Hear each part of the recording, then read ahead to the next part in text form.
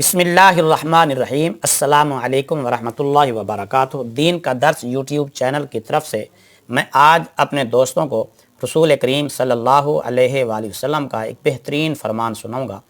اگر آپ نے ابھی تک چینل کو سبسکرائب نہیں کیا تو چینل سبسکرائب کر لیں تاکہ ہر آنے والی ویڈیو آپ تک پہنچتی رہے، اور یہ ویڈیو آپ آخر تک سنیے گا اور آگے دوستوں کو بھی شیئر کر دیجیے گا۔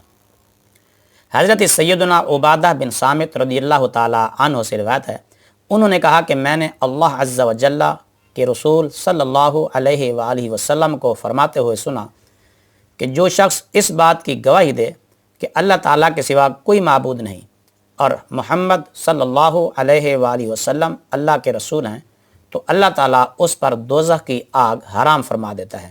یہ حدیث مشکات المصابیح کتاب الایمان الفصل الثالث میں موجود ہے اور حدیث کا نمبر ہے 36 یعنی 36۔ یہاں گواہی دینے سے مراد تمام اسلامی عقائد کو قبول کر لینا ہے، اور دوزخ کی آگ حرام ہونے کا مطلب یہ ہے کہ جس کے عقائد درست ہوں وہ ہمیشہ دوزخ میں نہ رہے گا، یا اس سے مراد وہ شخص ہے جو ایمان لاتے ہی فوت ہو جائے۔